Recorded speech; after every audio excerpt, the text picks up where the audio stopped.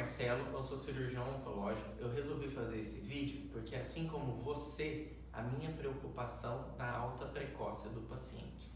Para isso, eu vou mostrar para os senhores qual é o protocolo que eu utilizo. Esse protocolo tem 3 objetivos. O primeiro dele é diminuir o período de internação.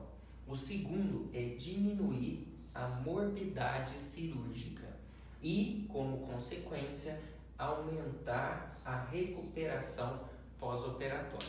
Para isso, eu acredito que nós temos que ter, durante a cirurgia, um objetivo. Qual é o meu objetivo principal? Que a paciente tenha alta em 24 horas. Por que 24 horas? Isso é uma corrida contra o tempo? Não, não é uma corrida contra o tempo. Mas, assim como na vida, quando nós temos um objetivo, nós podemos alcançá-lo através de uma metodologia. Então, eu vou mostrar para os senhores como eu faço e como eu consigo, em cirurgias ginecológicas oncológicas complexas, fazer com que o meu paciente tenha alta em 24 horas. Eu vou dividir a cirurgia em 3 etapas.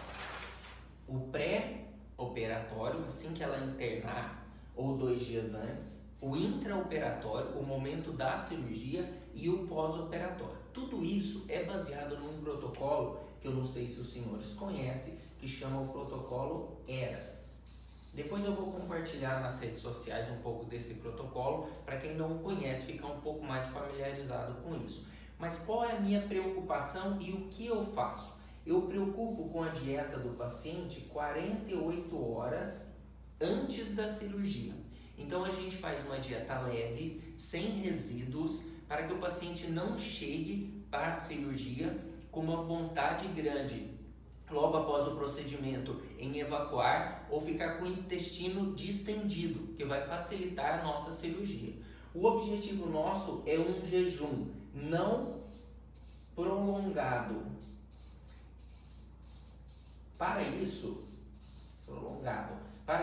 existe um negócio que chama abreviação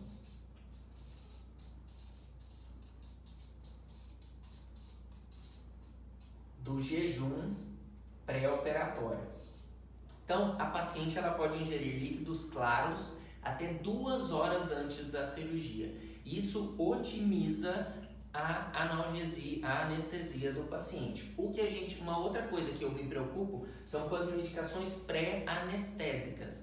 Então, um contato muito próximo com o anestesista para que a paciente utilize essas medicações de forma adequada e em pequena quantidade. Então, são 3 coisas basicamente: a dieta, o jejum, a dieta 48 horas antes, o jejum não prolongado e as medicações pré-operatórias. Isso é o pré-requisito do período pré-operatório. No intraoperatório, o que nós preocupamos e o que nós fazemos é o uso estritamente necessário de drenos, por exemplo, sondas. Por exemplo, o dreno nós utilizamos estritamente necessário, por exemplo, teve algum acidente vascular e precisou fazer uma rafia. Nós queremos colocar um dreno para vigiar aquela sutura, para que haja verificação de sangramento no pós-operatório. Ou, por exemplo, uma ressecção intestinal. Você vai avaliar se tem alguma fístula daquela anastomose. Então, essas são as situações que nós utilizamos o dreno. Mesmo assim, em suturas vasculares, nós evitamos ao máximo a utilização de drenos. Eu estou falando de cirurgias pélvicas complexas, oncológicas, ginecológicas, por exemplo, cirurgia esterectomia radical, traquelectomia radical, linfadenectomias pélvicas extensas e até mesmo paraórtica. Outra coisa, o uso de sonda. A sonda a gente costuma utilizar uma sonda orogástrica. O anestesista passa durante a indução anestésica e ela fica até o final do procedimento. No final do procedimento, nós retiramos a sonda. E outra coisa que me preocupa é a sonda vesical de demora. Essa sonda vesical de demora, inclusive em cirurgias radicais, como as esterectomias radicais, nós utilizamos por apenas 12 a 24 horas. Então, a nossa rotina é a paciente fazer a cirurgia às 7 horas da manhã e ela ir de alta no outro dia, logo após o café da manhã, às 7 horas da manhã, tendo então um período de 24 horas de internação. Esse é o meu objetivo principal. E quando eu tenho esse objetivo, eu consigo seguir essa metodologia. Então, a sonda, como que a gente faz para tirá-la entre 12 e 24 horas? A gente faz um negócio que nós chamamos de teste de resíduo miccional. Quando nós fazemos esse teste de resíduo miccional? Quando a paciente foi submetida a uma parametrectomia, ou seja, se nós retiramos o paramétrio dela.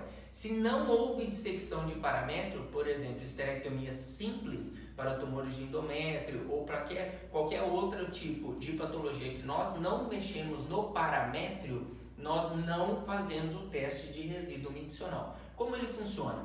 A gente tira a sonda da paciente, sonda vesical de Demora, dá bastante líquido para ela ingerir e ela vai ao banheiro. Ela faz uma prensa abdominal e tem a sensação de esvaziar toda a bexiga. Ao final, nós passamos uma sonda vesical de Demora, a enfermeira passa. Se houver um resíduo o nosso limite é 100 ml. Se ele for menor que 100 ml, saca a sonda vesical, a paciente vai embora para casa sem sonda vesical. Se ele for maior que 100 ml, a paciente vai embora com a sonda vesical e repete em 4 dias novamente este teste. O que nós temos observado é que a maioria das pacientes, mais de 90% delas, não precisam ir embora com a sonda vesical. Então, do intraoperatório é basicamente isso, e do pós-operatório nós estimulamos a deambulação precoce, como é de conhecimento dos senhores. Isto daqui evita acidentes tromboembólicos, como uma trombose venosa profunda ou um TEP, um tromboembolismo pulmonar. Outra coisa, dieta precoce. Quanto à dieta, é muito interessante que nós fazemos da seguinte forma: a paciente acordou, ela tomou o café da manhã e não teve náuseas e vômitos, ela vai embora depois do café da manhã. Ela acordou, tomou o café da manhã, teve náuseas e vômitos, nós esperamos a hora do almoço. Ela se alimentou, não vomitou, a gente dá alta, ou não teve náuseas intensas, a gente dá alta logo depois do almoço. E a gente preocupa também no pós, então, em essa alta ser em 24 horas. Então, pela manhã, a gente faz isso e dá as orientações do paciente. Uma coisa que é muito importante é a analgesia.